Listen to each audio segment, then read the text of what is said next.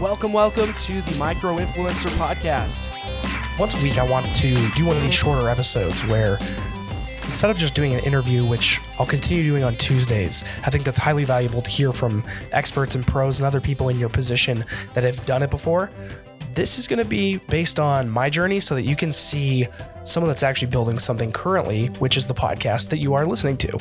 So this will be a little meta, but I think it's going to be valuable really for me to document what's happening on a weekly basis, going over what I'm actually trying, what's working, what's failing, and sharing that with anybody that is trying to build something on their own.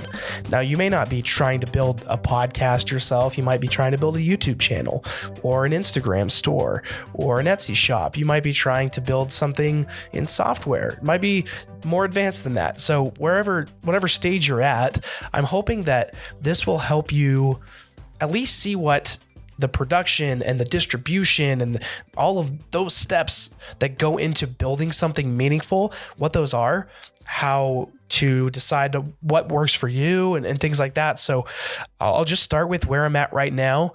There's no need for me to go back into the past because my recollection won't serve me as well. So I'll talk about this week and what's been happening in terms of building out this podcast. And I hope you find value in this. So here we go. This week, as you can tell, I lost my voice and it's just recovering. So it's been an interesting time for podcasts. And when I'm recording intros and outros and things like that, sometimes they might sound in the next couple episodes a little raspy. Apologize for that. And especially right now, it probably doesn't sound great, but I'm at the tail end of this thing. I feel like I'm recovering. And this past week, I've been focusing so much on distribution because I have run podcasts before. So I have an idea of what sounds good, what makes for an engaging interview, how to find the right people and come up with great questions and things like that. So I feel like this time around, I was more prepared for the actual content of the podcast, but still really trying to figure out distribution and getting an audience out of it. It's not easy. That's easily, for me, the hardest part of this whole thing. I could talk for days. I could go into a studio and just record my own voice and I'd be fine. I could be able to create something at least of value, hopefully, and in a short period of time. But I haven't been able to grow a podcast quickly. And I'm not looking for gimmicks or things that will, hack my growth right now and then kill me later. I'm looking for sustainable growth, but I'm trying to find ways that I can be more productive and efficient to expedite that growth realistically. And I have found some success. So I started sharing my numbers on LinkedIn last week, and I'll share them more and more every single week. Last week, I was at 400 downloads of the podcast, and that was after the first 9 days of the episodes being launched. So within 9 days of the podcast launching, I was at 400 downloads. For context, in previous podcasts, I had done in about 6 months, I'd gotten to 1,000. So it took a much longer time. This was almost a week and I got to 400. So as of right now, I'm at about 620. So in the past week, it's gone up 220 and I'm still really trying to figure things out. So I want to share some things that are working for me. First and foremost, I've been leveraging the audience that I already had. My biggest platform is LinkedIn. So I've been leveraging that and trying to find ways to provide value. I've been making posts about the topics that I'm covering in interviews, but I'm not just making it about sharing a link. So I'm actually expanding upon ideas that I've already interviewed people about that I've released episodes for. And then, of course, in the comments, I'll link out for a more robust, full version of that topic, that thought. And that'll be the interview. So I'm still getting the podcast out there. But what I'm seeing is that people are engaging with the ideas and maybe sometimes they will click through the link and maybe they won't. But what I was doing before, which I think most of us probably are tempted to do, is I'm on every single platform and I post the link. Every time I have new content, I just post the link. And that's never going to work now. If you do that on Instagram, you'll get 0 views, 0 likes. If you did it on LinkedIn, people see right through it. The algorithm will kill it immediately. You won't get any reach.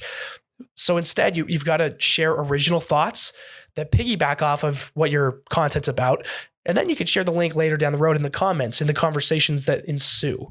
That is one thing that I've really learned this time around. And especially this week, I've been hammering that home. Lots of my posts have been around the topics that I've been speaking on my podcast about. That's not coincidental. That is absolutely on purpose.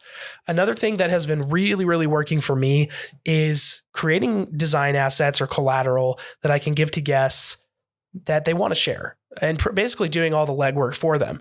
So instead of saying, hey, will you share this out? Maybe come up with some good copy to share it out with, and here's the link and just figure it out. Instead, what I'm doing is I have a dedicated link for that specific episode that when you go to it, links out to every single platform you might want to listen to, and it only points for that specific episode to those platforms.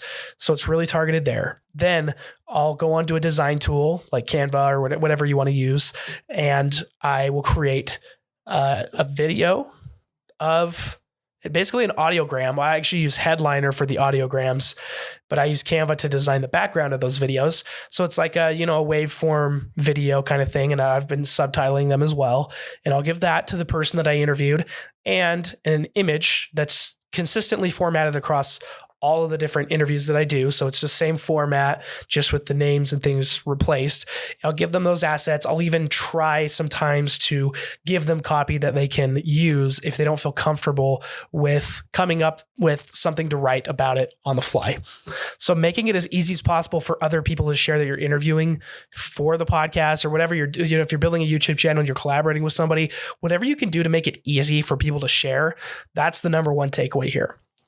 And finally, I revamped the website to be a lot easier to use. I was using just the normal podcast hosting website thing that they most have integrated in there. You can just switch on your podcast website and it'll populate with the episodes on there, and that's about it. And that's nice if you don't have any expertise on building a website. But for me, it was important to make this a better experience. So I built out a full website for the podcast and the newsletter that accompanies it. And if you're not subscribed to that, by the way, please do. But yeah, I've combined those two a little bit and made it a better experience on the website with more robust pages for each of the episodes themselves, putting the players embedded on there with the full transcript. It's much easier to see and navigate. That's another thing that I did. So those are the things that I really tackled this week. I am trying my best to find ways to naturally and humanistically spread this.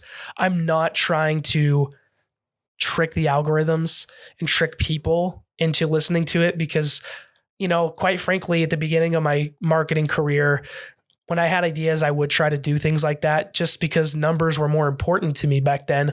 But as I've grown and become more experienced in this, it's not really the numbers that matter so much as the interactions and the people that I meet out of it. If somebody says they like the podcast and it's just one person, that's really cool to me. And I don't need to see thousands of likes on something to get value from it. And I hope that resonates with you. And if you're on board with that ideology, I think that you will really continue to enjoy this podcast. Like I said, this is going to be an ongoing weekly thing that I'll release at the end of the week after the interviews are released at the beginning of the week, so that you can have a shorter interview to go off of and just learn a little bit of my actual process and what's going on in building this out. So even more real life application. Thanks for listening in. Hope you have a great weekend. Please visit microinfluential.com for the newsletter, for the podcast, for any information on me, and have a great weekend. Thank you once again for listening. If you would like my personal growth marketing tips delivered to your inbox Tuesdaily, get it every Tuesday, visit bit.ly/microgrowth, so bit.ly/microgrowth. Also, just feel free to DM me anywhere on social, LinkedIn, Twitter, Instagram, even TikTok. I'm on it all. I'd love to help you out. Till next time, influencers, thank you very much.